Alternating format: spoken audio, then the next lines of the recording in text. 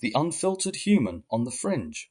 When the air changed, depth, withdrawal, and the unspoken shift welcome back to the unfiltered human on the fringe, the space where we strip away the layers, sit with the raw stuff, and talk about what most people skip past. Today we're exploring a moment almost everyone's had, that strange shift when you've been connecting deeply with someone, things feel real, and then suddenly the air changes and there is a pull back between both parties.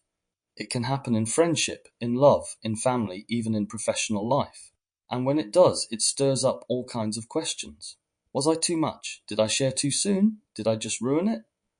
This episode is about what's happening in those moments, why vulnerability sometimes meets silence, and how to keep your depth without losing yourself when it does. So let's begin. The moment the air changed, you're talking with someone, and the conversation is flowing easily. No performance, no guarded politeness, just honesty. You feel like you're both present in a rare way. Then, something shifts. You feel it before you see it, a step back, a slight distance in their tone. Messages slow down. That shift can leave you questioning yourself. And when you've opened up, even a small change in energy can feel amplified. Sudden energy shift after vulnerability. Sometimes the smallest change in atmosphere can carry the greatest weight. One moment you're speaking openly, feeling seen, and the next there's a pause, a subtle retreat. The words keep coming, but the current has shifted. Your body registers it before your mind catches up, and suddenly the warmth of the moment feels more fragile. Attributes, emotional ambiguity, micro signals of retreat, self-questioning.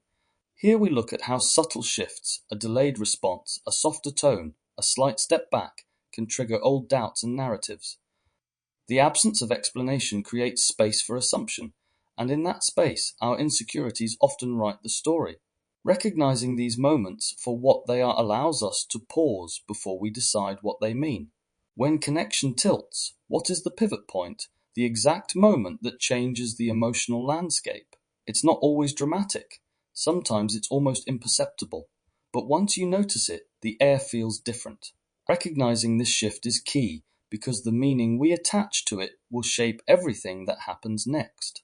Personal reflection, I've experienced this in so many forms. A family dinner where a heartfelt comment was met with silence, the clink of cutlery suddenly louder than the conversation. A creative partnership where sharing a personal insight seemed to alter the entire dynamic, as if the room itself pulled back. Even moments where someone confided in me and then avoided me the next day, not out of malice, but because vulnerability can be confronting. In each case, my mind went straight to analysis. Did I misread the moment? Was I too much? Over time, I've learned that this instinct says more about old patterns of self-doubt than it does about the other person. Psychological insight. The human brain is wired to detect subtle social cues, especially when it comes to withdrawal or disconnection.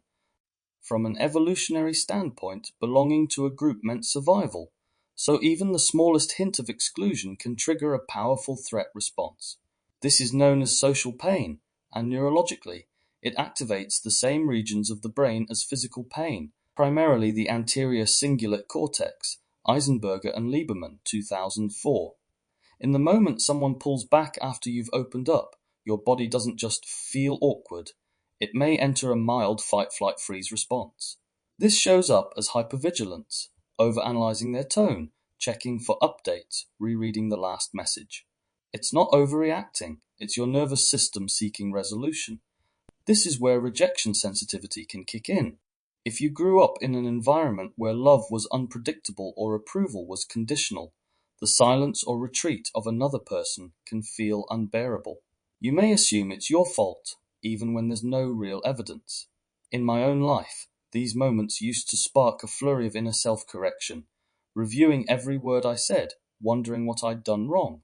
Over time, I've realized that sometimes the shift in another has nothing to do with me. They're managing their discomfort with depth, not punishing mine. Insight prompt. When someone pulled back after a close moment, how did you interpret it? Theory in action. Next time, resist the urge to immediately fill the gap. Name the feeling before you name the story behind it. The risk of emotional readiness for deep connection is built over time, like stamina. Some people can run an emotional marathon without breaking stride. Others are just learning to walk without armor. Uneven emotional pacing. Not everyone arrives at the same depth at the same time. Emotional readiness is a blend of trust, experience, and nervous system capacity. To one person, deep sharing is energizing. To another, it can feel like crossing a bridge that's still being built. Attributes: readiness gap, defensive retreat, emotional stamina. This section explores how mismatched pacing can create misunderstandings and how retreat doesn't always equal rejection. We look at what it means to honor where someone is and how to adjust our own pace so that the connection becomes sustainable rather than overwhelming. Bridging different tempos, seeing connection as a rhythm changes how we respond to pullback. It's not always a sign of disinterest. Sometimes it's simply a sign that the other person's emotional muscles are still warming up. Recognizing a readiness gap early allows us to meet people without expecting them to run at our speed. Personal reflection: in my own life, I've been both over-ready and under-ready. Years ago, I dodged calls because I didn't want the real-time exposure of a vulnerable conversation. Later, after years of self-work, I found myself frustrated when others didn't meet me in openness right away. I saw my readiness as proof of growth, but theirs as proof of avoidance. What I've learned is that both of us were simply in different stages of emotional pacing, and that patience can be the bridge that allows depth to eventually meet in the middle.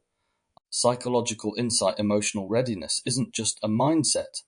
It's a combination of attachment style, emotional regulation capacity, and nervous system conditioning. When someone pulls back from emotional depth, it's often not because they're uninterested. It's because their system perceives closeness as a risk they are not yet equipped to handle. According to polyvagal theory, Dr. Stephen Porges, our nervous system constantly scans for safety through a process called neuroception. If a person hasn't had consistent emotional safety in their past, particularly in early caregiver relationships, their system may interpret vulnerability as a threat, triggering a shutdown or withdrawal. What looks like avoidance is often an unconscious defensive retreat driven by nervous system overwhelm. From an attachment theory lens, Bowlby, Ainsworth, those with avoidant or disorganized attachment styles may appear calm or distant in emotionally charged situations, but this is often a coping mechanism developed to survive environments where closeness was unsafe or unreliable. Intimacy becomes overstimulating even when desired. I've felt both sides of this. I've pulled away when someone got close too fast, not because I didn't care, but because I didn't yet feel regulated enough to stay open. I've also been on the other side, misreading someone's retreat as rejection, when they were simply working at their edge. Understanding readiness as a nervous system state rather than a moral failure changed how I show up with others and with myself. Insight prompt: where in your life have you expected someone to be ready before they were? Theory in action: if their pace is slower, match it. Build the bridge gradually. The spark and the pullback: one sentence. That's all it takes sometimes. Something unfiltered is shared, and suddenly you know you're not in small talk anymore. The air changes, not in a bad way, but in a way that signals you've stepped into deeper territory. Theme: vulnerability's double-edged openness has the power to create profound closeness, and just as quickly it can spark a need to protect. That aftershock is the vulnerability hangover, the quiet discomfort that follows revealing something real. Attributes: connection high, self-conscious crash, post-disclosure tension. Here we unpack the rhythm of deep sharing, a high of feeling understood, and the crash of wondering if we've revealed too much. Understanding this cycle helps us navigate it with more compassion, both for ourselves and for the people we open up to. A point where it turns. This is the moment where connection deepens and retreat often begins. It's the paradox of human intimacy. The closer we feel, the more aware we become of the risks. Understanding this tension helps us navigate the silence without assuming the worst. Personal reflection: I've seen this everywhere. In friendships where a late-night talk changed everything. In family moments where a shared truth sat heavy the next day. In creative collaborations where the most inspired brainstorming left a strange quiet after. Vulnerability is intoxicating in the moment, but its aftertaste can stir anxiety. I've felt it in my own body, a restless sense of, did I just give too much away? Learning to recognize this not as a mistake, but as a natural part of deepening connection has allowed me to stay open without panicking when the energy shifts. Psychological insight, the vulnerability hangover, isn't just a poetic phrase. It has a psychological basis rooted in shame theory and social threat response. After we disclose something personal, our internal spotlight turns on, often harshly. We begin scanning for rejection cues, real or imagined. This is known as post-disclosure anxiety, the sudden self-consciousness that arises when the emotional high of connection fades and uncertainty sets in. According to Dr. Brené Brown, vulnerability is the birthplace of connection, but it's also the most exposed emotional state we can occupy. When someone opens up, they risk triggering deep, often unconscious fears of being judged, misunderstood, or abandoned. If their emotional history includes experiences where openness was met with shame or punishment, they may instinctively withdraw, even if the moment felt safe while it was happening. Neurologically, this reflects a shift in limbic activation, the brain's emotional center, and a spike in cortisol, the stress hormone. Essentially, the body enters a protective posture. The person may even avoid eye contact, withdraw from conversation, or go silent. It's not rejection, it's regulation.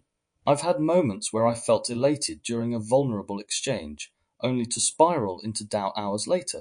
Did I overshare? Did I ruin the vibe? These patterns were echoes of old shame conditioning, the belief that being deeply seen would eventually cost me. Now I meet those moments with more grace.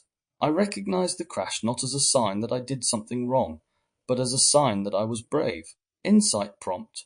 When you've opened up, have you felt lighter or more exposed afterwards? Theory in action. If someone shares openly, acknowledge without dissecting. Sometimes the safest thing you can give is a quiet presence. The intensity gap, two people. Two temps. One is swimming in the deep end, the other is still at the shallows, toes just brushing the water. Both are in the same conversation, but the experience couldn't feel more different. To one, the exchange feels electric and alive. To the other, it feels like a sudden escalation, more than they're ready to hold. Theme: misaligned comfort zones. Two people can share the same conversation, yet be in entirely different emotional climates. What feels like flow to one may feel like acceleration to another. Without awareness, this gap becomes the invisible force behind many sudden withdrawals. Attributes: timing mismatch, perceived pressure, readiness limits. In this section, we examine how differing comfort zones shape connection. We explore how past experiences, current stresses, and even cultural norms influence pacing, and how noticing the signs allows us to meet people without forcing them into depths they're not ready to swim in. When the waters feel different, what's effortless for one person can feel overwhelming for another. The intensity gap often isn't visible at first. It shows itself in subtle retreats, hesitations, or changes in tone. Spotting it early allows us to adjust our approach before connection turns into withdrawal. Personal reflection: I've been frustrated when others didn't match my pace. No doubt others have been frustrated at mine. In my mind, if I could go there emotionally, why couldn't they? But I've also been the one holding back, watching someone else's intensity from a safe distance, unsure if I could stay afloat at that depth. Even in my inversiverse work, I've learned the hard way that introducing too much too soon can push people away, not because they reject the ideas, but because they need time to digest. I've had to accept that the same conversation can be energizing for one person and exhausting for another, and that this doesn't make either of us wrong. Psychological insight: the intensity gap is often misunderstood. What we experience as someone pulling away may be their nervous system entering a window of tolerance breach. Siegel, 1999. Ogden, 2006. The window of tolerance refers to the range in which a person can effectively process emotions. Too much intimacy too fast can push someone into hyperarousal, anxious, overwhelmed, or hypoarousal, numb, shut down. This is especially common when trauma is present. For someone with unresolved relational trauma, emotional intensity can mimic old patterns of overwhelm or engulfment. Even if they trust you, their system may register closeness as a danger signal, especially if they were never modeled healthy intimacy. From an attachment lens, someone with an anxious, preoccupied style might lean in quickly, while someone with an avoidant style might instinctively lean away, even in the same moment. The mismatch isn't just psychological, it's physiological. It's a nervous system mismatch in speed, rhythm, and capacity. I've been both the one surging forward and the one holding back. I've experienced the guilt of not being able to match someone's openness, even when I cared deeply. And I've felt the sting of others retreating when I was finally ready to be real. What I've come to understand is that intensity isn't the problem. Misattunement is, and attunement begins with awareness, not speed. Insight prompt. Do you tend to meet people at their pace or expect them to meet yours? Theory in action. Notice their body language, not just their words. Match your depth to their current signals. Pause and match depth is powerful, but it needs a doorway, not a floodgate. Too much too fast can feel like standing under a waterfall when all someone wanted was a glass of water. Pause and match is how you open that door without overwhelming it. Theme. Respectful pacing depth works best when it's invitational, not overwhelming. Pause and match is the art of finding the other person's rhythm and entering at their speed without diluting your authenticity.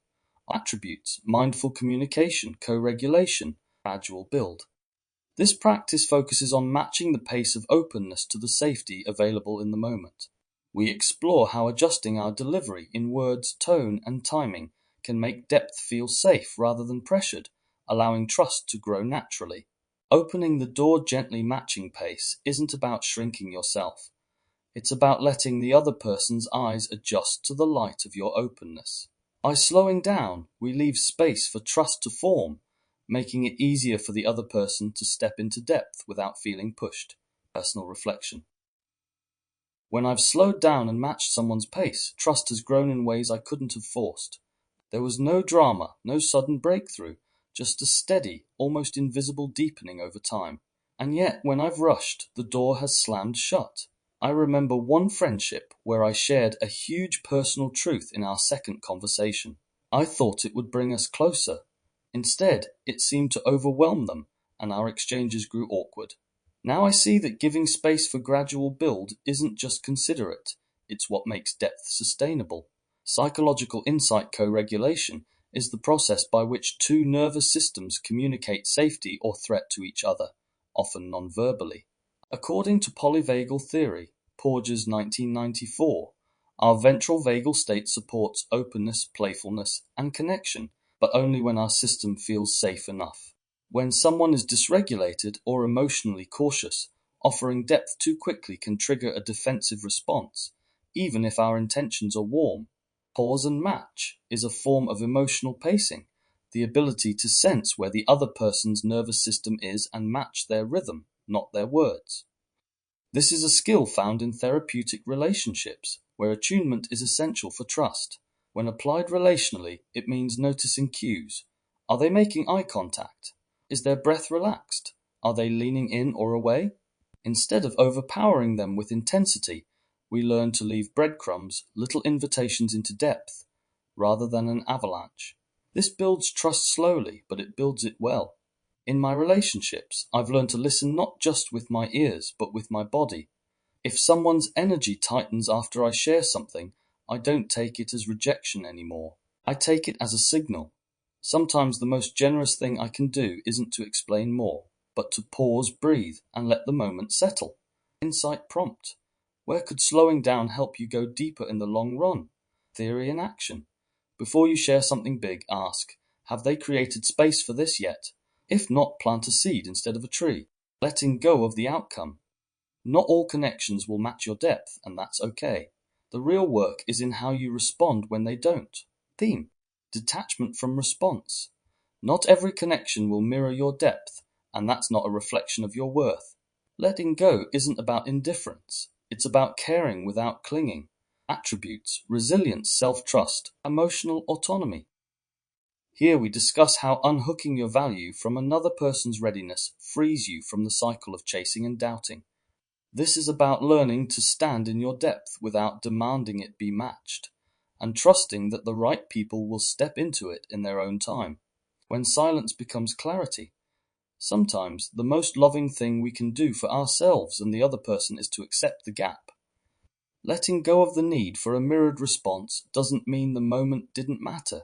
It means we choose not to shrink our depth to keep it. Personal reflection. Some of the most important growth I've had came from accepting the silence. I used to take it personally, feeling that a lack of reply or enthusiasm meant I'd overstepped. Now I see those moments as clarifying rather than crushing. My depth isn't a liability, it's a filter. The people who can meet me there stay. The ones who can't drift away, and that's not a loss, it's a natural sorting. This shift has given me more peace than any attempt to control the outcome ever did. Psychological insight. Much of our anxiety in relationships stems from a deep-seated need for control, not because we're manipulative, but because unpredictability can feel unsafe. This is especially true for those with histories of insecure attachment or emotional inconsistency. When someone doesn't meet us in our depth, we often try harder, say more, or analyze the silence to regain a sense of stability. But here's what acceptance and commitment therapy, ACT, teaches. Clinging to control in relationships creates suffering. The goal isn't to avoid pain, it's to reduce the struggle around pain. When we unhook from the outcome, when we stop needing someone to respond in a certain way, we begin relating from our values rather than our fears. This doesn't mean indifference. It means emotional boundaries.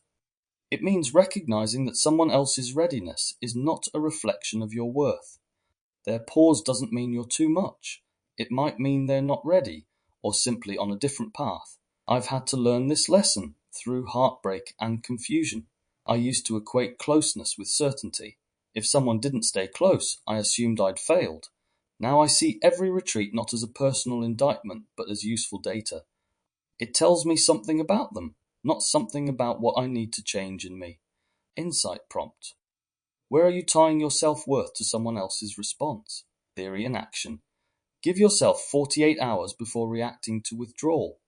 Space brings clarity, the gift of letting it breathe. The right people will meet you at your depth, but they may need time. And if it's real, it doesn't need to be rushed. Theme. Trust in timing. Lasting connection rarely happens in a rush. It grows in the space between moments, when each person can return freely without feeling pulled. Attributes. Patience, spaciousness, organic growth. In this final section, we explore the paradox of connection, that giving more space can create more closeness. We look at how allowing a bond to breathe invites a more grounded mutual depth, one that doesn't have to be held together by constant effort, leaving room for return. When we end moments while they're still warm, we leave the door open. Space allows curiosity to grow rather than pressure to mount. The right people will meet you again in the same depth, not because you chased them there, but because they chose to step back in. Personal reflection. Every connection I've let breathe had more room to become what it was meant to be. Some took weeks, others years, but when they returned, it was with a readiness that felt solid rather than forced. Every time I tried to control the pace, I ended up draining the connection before it could take root. Patience has shown me that space isn't empty. It's where trust builds in the background. Psychological insight. Modern culture teaches urgency, especially in connection. If we don't seal the deal, send the text, or define the relationship quickly, we fear it'll slip away. But depth isn't built through pressure, it's built through presence. This is the wisdom behind secure attachment and deliberate pacing in relationships. The scarcity mindset, the belief that connection is rare and must be clung to, creates fear-based urgency. But when we trust that depth is sustainable, we can allow it to breathe. This echoes principles from relational mindfulness. The idea that slowing down and creating space deepens awareness and prevents reactivity. Leaving a moment unresolved doesn't mean abandoning it. It means trusting that if something is real, it doesn't need to be chased. This kind of spaciousness is what allows connection to move from infatuation to trust, from spark to slow burn. I've found that when I end conversations while the connection still feels alive, people return more often and with more clarity. When I've tried to extract answers, force emotional closure, or rush intimacy, I've burned bridges I meant to build. Letting things breathe isn't passivity. It's trust in process. It's space for truth to grow roots. Insight prompt. What connection in your life could benefit from more space? Theory in action ends some conversations while they're still warm. Leave space for the other person to return. The sting. So if you've ever felt that sting when openness met silence, know this: it's not proof you're too much. It's proof you're willing to go where many people fear to go. Your depth isn't dangerous, but to someone unprepared, it can feel that way. Honor your depth by pacing it, by letting the right people find it and choose it. And when they're not ready, let them go without closing yourself off. The ones who can meet you will, and you won't have to force a thing. You've been listening to the Unfiltered Human on the Fringe. Until next time, stay human, stay awake, and let it breathe. James Miller. If you found value in today's episode, you may also be interested in my broader project, the Inversiverse, a series exploring the hidden architecture of perception, identity, control, and consciousness.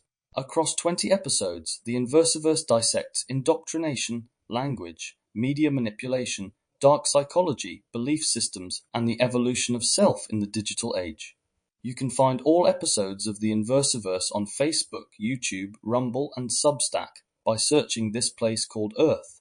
These ideas aren't shared to convince you, but to invite you to think, feel, and perceive more consciously in a world designed to keep you distracted. Overview of the Inversiverse. A journey through the mirrors of mind, culture, and control. Episodes 1 to 3. Introduce foundational ideas around indoctrination, perception, and manipulation. Episode 4 explores how language, symbols, and cultural norms are used to shape thought. Episode 5 investigates control systems, media narratives, and the illusion of choice. Episodes 6 to 7 dives into collective belief structures and the psychology of mass behavior. Episode 8 focuses on marketing, control theory, game theory, and critical thinking. Episode 9 covers love, relationships, human mating, gender dynamics, and red-blue pill ideologies. Episode 10 unpacks dark psychology, the occult, Satanism, and the dark triad personality types. Episode 11 The Simulated Self examines identity, ego, and the rise of post-human consciousness. Episode 12 The Spell of the Mind inquires into language, illusion, and physiology of thought. Episode 13 Conscious Seduction, Journeys Through Persuasion, Propaganda, and the Unseen Forces of the Mind. Episode 14 The Myth of Sanity sheds light on madness, genius, and the edge of perception. Episode 15 The Algorithmic Mind probes influence, identity, and invisible architects.